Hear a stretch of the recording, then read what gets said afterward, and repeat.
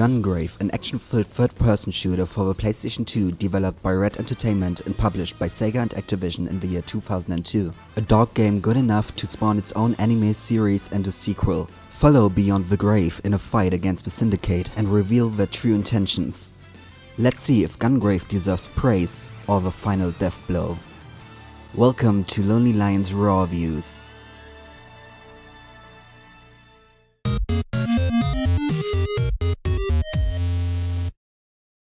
In an unknown city controlled by the Syndicate, a wounded girl called Mika Asagi enters the laboratory with a case. She was sent by her mother Maria to give Grave his twin handguns called Cerberus. Big Daddy, father of Mika and the leader of the Syndicate, died by the hands of Harry McDowell. His little revolution made him the new leader.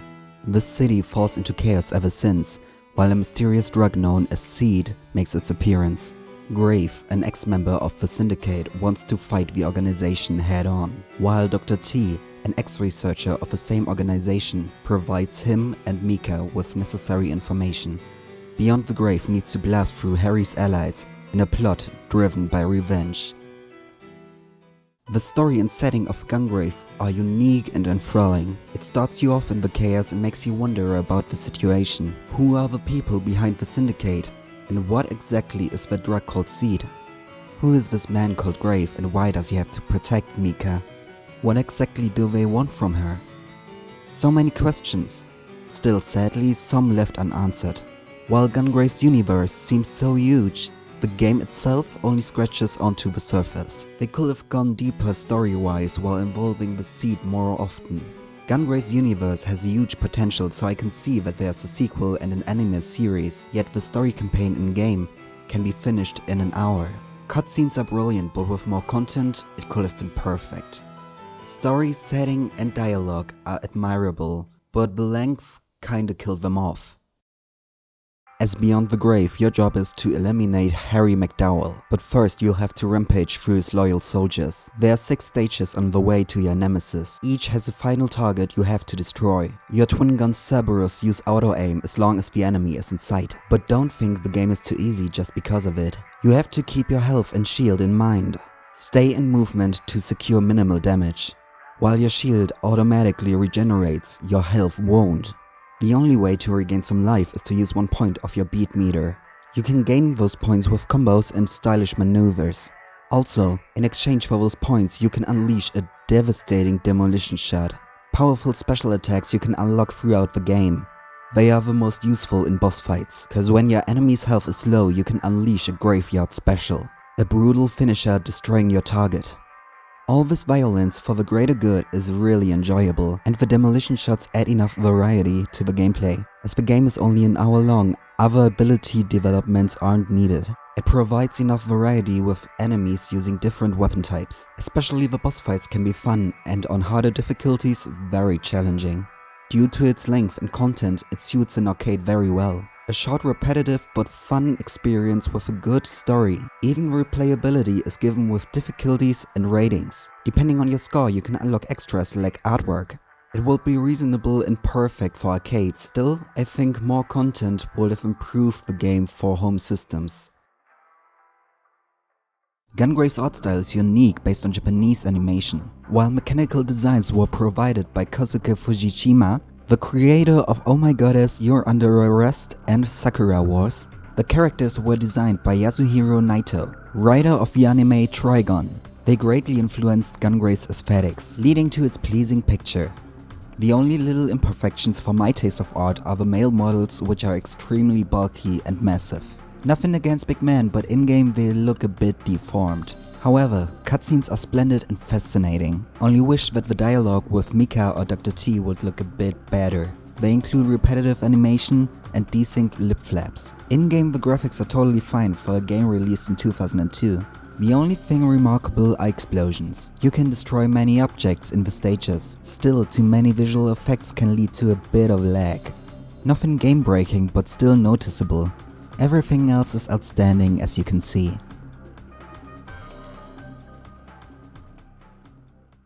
Let's get right to the soundtrack that creates the astonishing atmosphere.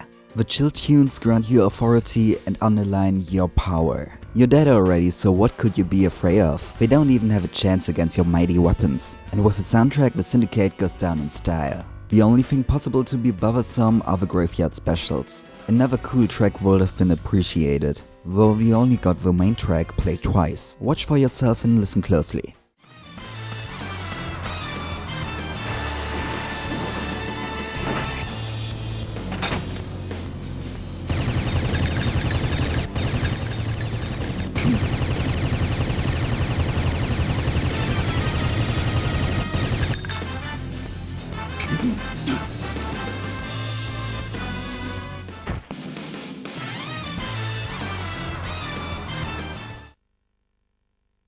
It obviously could have been done better, but besides this little flaw, I really enjoyed the soundtrack. It really could have prospered with some variety though, yet that ain't a problem for the game's length.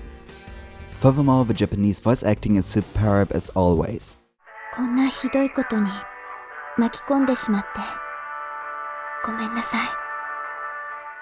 I can't even expect anything else from Japan. However, English voice acting is not an option here. That means you have to read a few lines of dialogue. But I didn't mind. For people like me who prefer Japanese dub, it's not a problem at all. Still, it's an important fact for people who don't like to read. Here we are now ready for the conclusion and rating.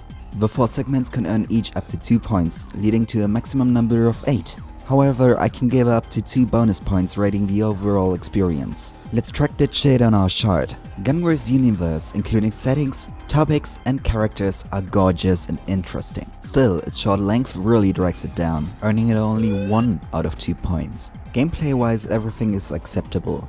The demolition shots are really awesome though. However, also here the number of stages is just too little and the length is just too short, earning it only half a point out of 2. Besides story, the visuals are what makes Gungrave so great. Its art style is unique and good looking. However, some sequences are too dark and the game could have done without the lag when too many explosions are on screen. It earns, like the story, 1 out of 2 points. Last but not least are the sounds. The Japanese dub is perfect like always, and the soundtrack is really cool. Sadly though, English dub is missing and there could have been some variety in soundtrack. Furthermore, the graveyard specials could have been improved by a better track. It earns half a point out of 2 in sound. As you can see, Gungrave's biggest flaw is its length. Every other flaw is non-existent compared to it, and everything else is excellent. It could have been the perfect hidden gem, if it only were a bit longer. Still, I really recommend playing the game. You can get it fairly cheap, and it's totally worth a few bucks. Overall, it earns 1 out of 2 bonus points, leading to the final rating 4 out of 10 points. It hurts me to give this game such a low rating, but I can't approve of the game's length. It is enjoyable though, and it is endearing, and it could have been perfect if it were longer. I really hope they improve this aspect in Gungrave Overdose, the game's sequel. While you can check out Gungrave Overdose on the PlayStation Network, you'd have to get a hard copy of the original, but it's totally worth checking out as it is the origin story of Gungrave. As told before, you can watch the anime afterwards or play the game's sequel. Furthermore, there's a PlayStation VR game coming out for Gungrave. It works as a prequel to the newly coming PlayStation 4 title, Gungrave G.O.R.E. While I haven't heard of them before this review, I'm still excited for what comes next. If I think about it, in gaming industry nowadays, I wouldn't be surprised to see a remastered edition of Gungrave and Gungrave Overdose. Maybe you should wait for that.